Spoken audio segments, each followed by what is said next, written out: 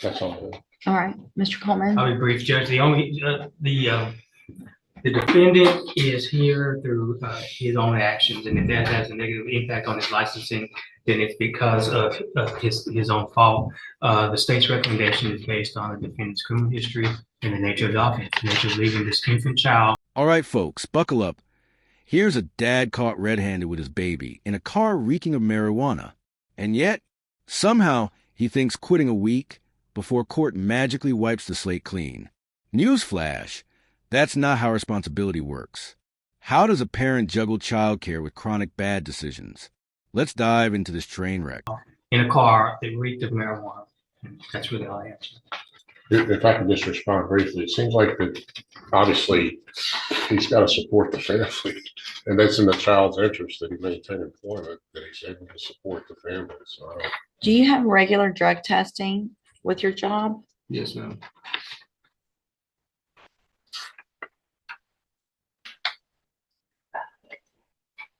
Would you pass a test today? No, ma'am. Why not? I figured we were going to get probation, so we were going to stop. We stopped last Friday. So you're on. what would you be dirty? Marijuana. It's not that's it, right? It's just not that's it. You have how many prior marijuana related offenses? There was marijuana smell with the baby in the car with you and your baby's mother. You're here thinking, yep, she's just going to give me probation, so we'll start a week before. Stop smoking when you shouldn't have been smoking the whole time. Like, that is the craziest thought process.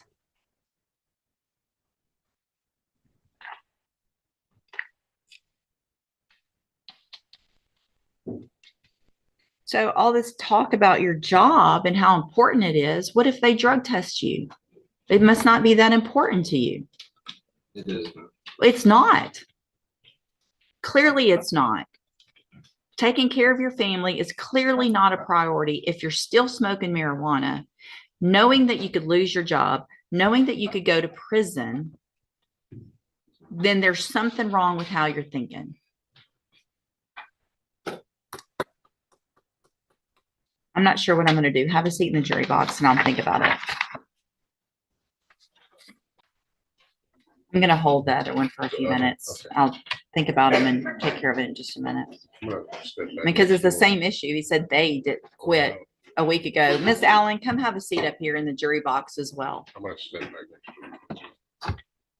And not next to each other. So, get this. The defendant's job requires regular drug testing, but when asked if he'd pass today, nope, not even close. And his defense? I stopped last Friday. Like, that erases all the times before. This guy's playing probation roulette with his kid's safety, knowing full well that if he gets caught, he's risking it all. Spoiler alert, I'll quit when it's convenient is the worst excuse for a parent. The judge is not impressed, and honestly, neither should we be. So, Mr. Casey, again, we've already gone over what you were here for, what you pled guilty to. You've told me I'm not going to worry about getting a test, that you would test positive for smoking marijuana after all of the things that I've read and seen in your pre-sentence report. I am willing to follow this probation, but there are going to be some conditions that were not anticipated today. And the only, I want you to know, as I'm saying what those are, it's the only way I'm going to follow the agreement and give you probation. So here's what I'm going to do. I'm going to find that you entered your plea of guilty freely and voluntarily. I'm going to find sufficient evidence to find you guilty.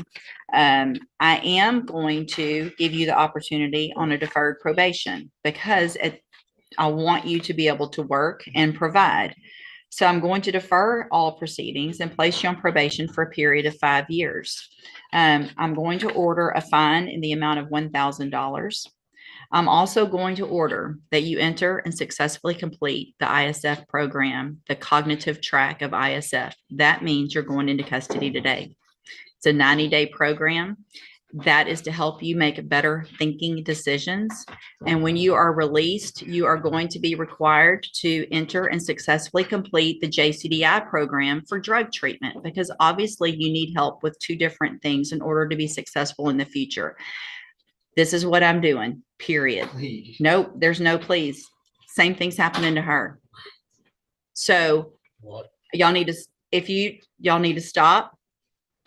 And you need to calm down, because y'all are the ones that made the decisions that you made that make absolutely zero sense. And so the only way that I feel comfortable with you being out on probation and possibly getting your child back is that you go through and get some kind of treatment so that you make better decisions and so that you'll stop smoking. Now, watch how the court offers probation deal, but with teeth. Deferred probation, $1,000 fine, mandatory cognitive and drug treatment programs. Translation? This isn't a free pass. It's a last chance. And it's crystal clear why. Because smoking up a week before court, after being caught with your kid in a marijuana cloud, screams, I don't care. The system's trying to help, but the defendant's attitude, that's a liability, not just for him, but for everyone involved. Marijuana a week before court. Nope, there's no raising your hand. I'm not going. Well, then you'll have to get another one when you get out. And I hate that for you. But that, listen, you stop talking or things could be even worse. Listen, I'm not doing this to you. Y'all did this to yourself. You did this to yourself. I didn't do this. So there's no, I'm sorry for doing this to you. I'm giving you what I think is your best possible situation to be able to be successful. All right. So again, you're ordered to the ISO. And here's the thing. You've got the deferred probation. This is a program to help you do better. When you get out, you're still on a deferred probation. You don't have a felony conviction on your record. You're going to be able to be successful. And if you are, the case gets dismissed at the end and you don't have the felony conviction. If you violate any condition of probation, then you're going to be back in court and you'll be found guilty and you'll be going to prison for up to 2 years. Do you understand? I'm handing you the trial court certification that shows this was an agreement that I followed. And so you've waived your right to appeal. You can go back with the bailiff. So you're Chelsea Allen. And Miss Allen, you were previously in court, entered a plea of guilty to the state jail felony offense of abandoning or endangering a child. I've received a copy of the pre-sentence report. Has everyone had an opportunity to review that report? Yes, Judge. I have, Are there any additions or corrections? No. So you went through an outpatient substance abuse treatment just last year, right? And you did that through Spindletop, and you're still smoking marijuana a week before court. Are you smoking marijuana? Did you smoke marijuana a week ago? Yeah, sure. Yes. So based on that, and based on the fact that you've had outpatient treatment and you're smoking marijuana a week before court, obviously that gives me concern, and I'm going to any other. I think the court will. Then there's the mother, Chelsea Allen. She just completed outpatient treatment last year. But surprise, surprise, she's back to lighting up a week before court. The judge calls out her minimizing and mental health excuses. And rightly so. Honesty points don't cancel out reckless behavior, especially when kids are on the line. The courtroom's got no time for half measures or weak promises. It's intervention or prison. Pick your poison. Address this with the way you're fashioning this probation, but she did minimize and highlighted. Certain portions. I did too. She kind of minimized her responsibility for this officer. But she does have obviously some mental health issues that she's followed through with the Spindletop. And at least she's honest here. Well, and here's the thing.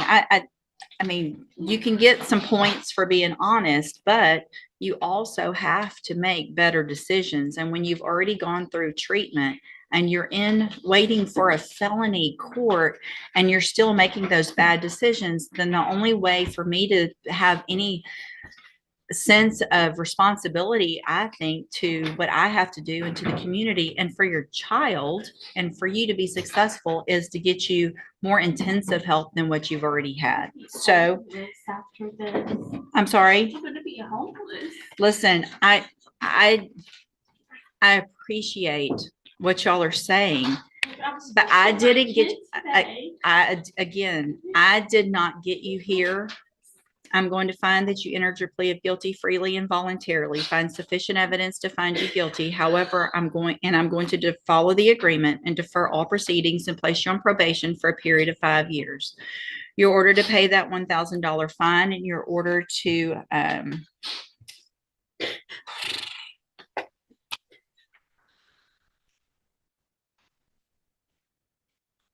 Yes, Your Honor, my thinking was that perhaps the court's concerns could be addressed in nationwide. I'm considering something a little bit different for Miss Allen. I know that probably doesn't help a lot financially, but just based on the situation before with Spindletop, just take a breath. We do have that here. I know. Take a breath. I mean, do you understand? Do you understand why I am where I am? And how irresponsible and how ridiculous the decision was to smoke. What? Well, I mean, you would. I will. Well, it's not a matter of y'all leaving each other. It's a matter of you making this, and it may be if that's what makes you make better decisions, right? So if you have, hang on, listen to me, all right? If you are feeling pressure to make decisions and to smoke and these decisions that make no sense, then you have to do at this point what's right for you, because you. Here's the kicker. The judge spells it out. Take responsibility or face prison. No more pressure excuses. No more blaming circumstances. You keep making these stupid decisions, and you're losing your child for good. This isn't just tough love. It's legal reality. Because in this courtroom, your kid's safety beats your recreational habits every time. Chelsea's probation conditions, drug programs, parenting classes, supervised visits. It's a high-stakes wake-up call, but will she answer it? You, regardless of what happens to him, are looking at going to prison for making those decisions. Whether you feel pressure for them, whether you make them on your own, it's time for you to take that personal responsibility and do what's best for you and your child that you don't even have right now, and that you're not going to get if you keep making these bad decisions, right? All right, so here's what I'm going to do, Chelsea. I'm going to order as a condition of your probation that you enter and successfully complete the JCDI program or the Spindletop ATAR program, the drug program through Spindletop. Whichever one probation feels is more appropriate, then that's what you're going to be ordered to do. Those are outpatient programs. That means you can be out, you can try to salvage whatever you can without his income for a few months, and you can make some decisions on what's best for you, right? And you can make those decisions without any pressure, okay? So this is your opportunity. You're not going to get it again. Do you understand? So if you violate this probation, you're going to be back in here. I'm going to remember, because y'all been, unfortunately for certain people, I don't always remember things, and they can tell you that. When I do remember, it's usually not a good thing, right? Because I remember I either gave you some opportunity. At the heart of this case is a brutal truth. Parenting isn't a right, it's a responsibility. And when that responsibility is repeatedly ignored, the system steps in. These probation orders, fines, and drug programs, they're not punishments. They're lifelines. A last chance to break a cycle of neglect before it becomes a tragedy. So, why do we keep letting people gamble with children's lives? The real question is, our justice system tough enough to protect the most vulnerable? That someone said I might not should, that's going to be reminded to me when we come back. I want you to take this opportunity and do right. You're going to have to do parenting classes if you haven't already through CPS. Completed, so. Good. Completed parenting classes. Good. mental health classes Good. and this mental health classes. Perfect. So as far as you having visitation with your child, what is the situation and are there any court orders right now? The court order for the visitation for our child is that we are supposed to visit him every Sunday from 1 to 5. So y'all have some family court orders already? Yes. Is that through CPS and the family court or just CPS? I believe it's through the family court. Okay. They you- told us when our case got closed that they were waiting for the judge to sign off on the agreement we made for visitations. Okay. And So here's the that. thing, I'm fine with visitation. So here we are, a dad who can't quit weed, a mom backsliding after treatment, kids caught in the middle. The court gives chance after chance. But how many warnings does it take before the system stops bending? Should we applaud probation for bad parents or demand real accountability? Drop a comment. Should this verdict stand? Or is this just another failed attempt at justice? And hey, if you want more courtroom drama dissected with zero mercy, hit subscribe, because justice deserves a reboot. But it's not going to be unsupervised until I make sure that you get. Allowed to be. Okay. I'm sorry. That's okay. That's okay. So if you get to a point in the family law matter where they start allowing unsupervised visitation, you need to talk to your probation officer about that so that I can then modify if I feel like it's appropriate and you've done everything you're supposed to on probation, because you have to have my permission to have unsupervised visitation with the child as well. So not just them, but me too. And that's going to depend on how you're doing in JCDI or through the mental health and substance abuse services. If you're doing everything you're supposed to, you're following all those rules, you've done everything through CPS and family court, then I want you to get your child back. I want you to have those visitations and be working towards that. It's only going to happen if I feel like you're doing everything you're supposed to. All right. So this was an agreement. I followed it. You've waived your right to appeal. I'm going to hand you the trial court certification that shows this was that agreement. And so you have waived it. Anything else, Mr. Coleman? No, Judge. Okay. So again, Ms. Allen, I want you to take advantage of this opportunity, right? You make decisions. There's going to be, I'm sure he's very upset, but you need to make decisions for yourself right now with the opportunity that you're being given. Okay. Yes. All right. Have a seat. Probation. I'll talk to you when she's ready. Just the no unsupervised contact with your child or all children. I mean, one child or all children. Just put all. If we don't, it's two. Yes.